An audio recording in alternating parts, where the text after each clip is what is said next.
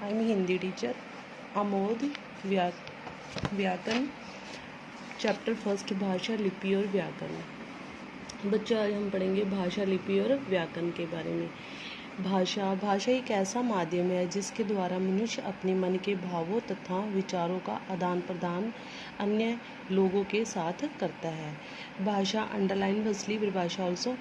भाषा कहते एक ऐसा माध्यम है जिसके द्वारा प्रत्येक मनुष्य अपने मन के भावों विचारों को दूसरों के सामने प्रकट करता है। आदान मीन दूसरों के सामने रखना और प्रदान मीन दूसरों से प्राप्त करना विचार।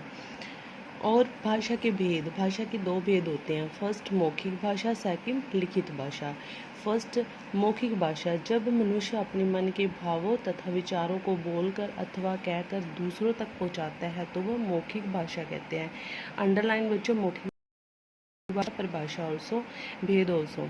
तो मौखिक भाषा उसे क्या कहते हैं जो मनुष्य अपने मन के विचारों और भावों को बोलकर दूसरों को तक अपने विचारों को पहुंचाता है, उसे मौखिक भाषा कहते हैं। लिखित भाषा वो होती है जो मनुष्य अपने मन के भावों और विचारों को दूसरों तक लिख कर पहुंचाता है, वो लिखित भाषा।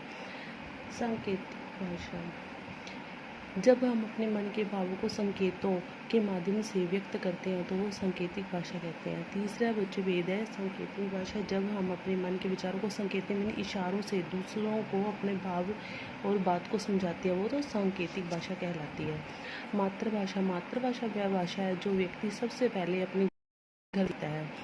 मातृभाषा में कोई भी चीज़ समझना किसी भी व्यक्ति के लिए आसान होता है। मातृभाषा में होता है कि हर प्रत्येक मनुष्य इंसान अपने घर परिवार में रहकर ही वो सीखता है और वो मातृभाषा कहलाते हैं, और ये हर एक जो व्यक्ति के लिए बहुत आसान काम होता है। राजभाषा, हिंदी को भारत की राजभाषा के रूप में भी 14 सितंबर सन 1949 को स्वीकार किया गया था। 14 सितंबर सन 1949 में पारित भारत के संविधान के अनुच्छेद 343 के अनुसार हिंदी को भारत की राजभाषा भी कहा गया।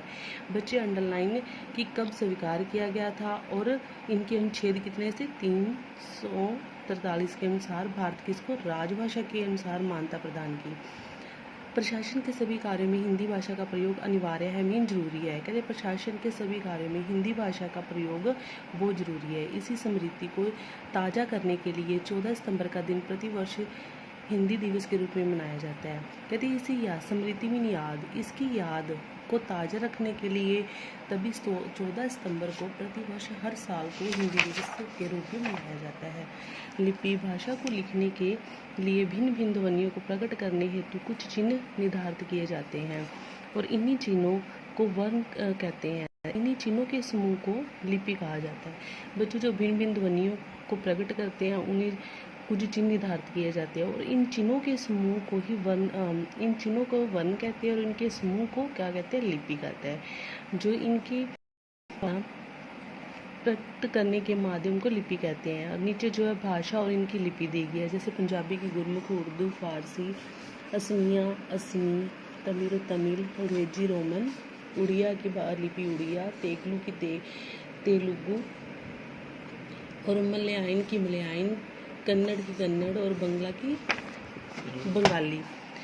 व्याकरण, ये नेक्स्ट बच्चे व्याकरण अंडरलाइन वह शास्त्र जो भाषा के शुद्ध रूप से शुद्ध लेखन तथा शुद्ध वाचन के लिए भाषा के आवश्यक नियमों को जान कर दे, उसे व्याकरण कहते हैं। व्याकरण के ज्ञान के बिना किसी भी भाषा का समुचित ज्ञान नहीं हो सकता। भाषा को सीखने के लिए उनके वर्णों तथा वाक्यों का ज्ञान होना आवश्यक है। अतः व्याकरण में वर्णों, शब्दों अतः वाक्यों पर विचार किया जाता है। बच्चे व्याकरण आवश्यक में जरूरी, वाक्य एक वह शास्त्र है जो जिसको भाषा को शुद्ध रूप से बोलना और लिखना क्या जो है हमें सिखाता है और उसे व्याकरण कहता है। जो व्याकरण शुद्ध भाषा को लिखना और बोलने के लिए प्रयोग करते हैं उसे व्याकरण कहते हैं। भाषा के ज्ञान के बिना तो कहते किसी भाषा का ज्ञान हो ही नहीं सकता, और भाषा को लिखने के लिए उनके वर्णों और भाषा व्याकरण का ज्ञान भी होना बहुत जरूरी होता है।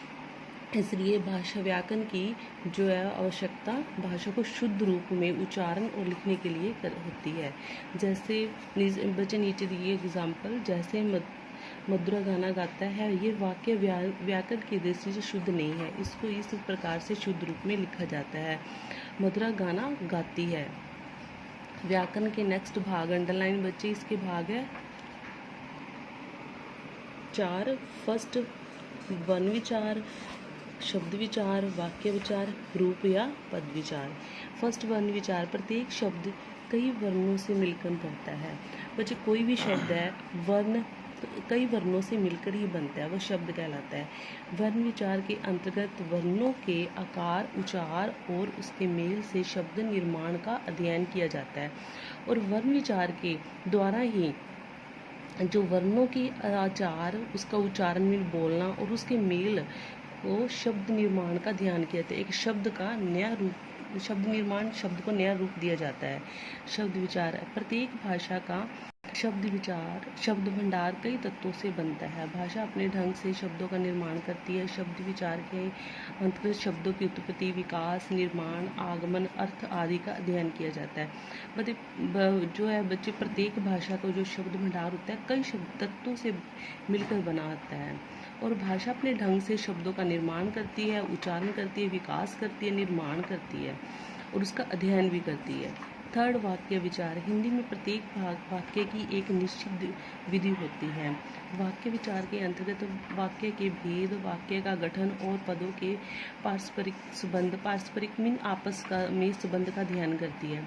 हिंदी में प्रत्येक वाक्य की एक निश्चित विधि होती है, और वाक्य विचार के अंतर्गत भाषा का भेद भी होना, वाक्य का गठन और दो पदों के पास आपस में संबंध। बच्चे, हम कोई वाक्य लिखते हैं तो एक शब्द का और दूसरे शब्द के साथ कोई न कोई संबंध होता है, इसलिए वो पूरा वाक्य बनता है। रूप या पद विचार, प्रत्येक शब्द की अपनी स्वतंत्र सत्ता होती है। स्वतंत्र मीन आज़ाद सत्ता होती है। जब शब्द को वाक्य में प्रयुक्त किया जाता है तो बहुधा उसके रूप में परिवर्तन होता है। बहुधा मीन अधिकता, उसके रूप में परिवर्तन में बदलाव हो जाता है। रूप विचार के अंतर्गत शब्दों के रूप परिवर्तन, उनकी रचना और भेद तथा उनके कार्यों का अध्ययन करती है। रूप विचार में भी ऐसे ही होता है बच्चों, अपनी एक आज़ाद सत्ता होती है और वाक्य में प्रयोग करने के लिए उनकी अधिकता अनेक रूप में बदलाव आ जाता है, और जिसके अंतर्गत भाषा का रूप परिवर्तन, बदलाव, उसकी रचना और भेद, उनके कार्य का भी, काम का भी अध्ययन किया जाता है।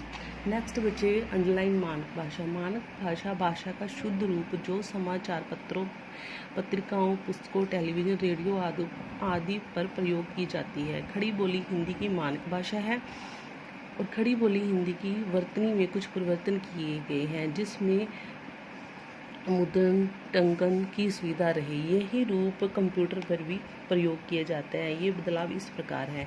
बच्चे, अंडरलाइन, खड़ी बोली हिंदी भाषा की मानक रूप है, और इसका प्रयोग है जो शुद्ध रूप में समाचार, पत्रिकाओं, पुस्तकों, टेलीविज़न, रेडियो आदि पर प्रयोग की जाती है।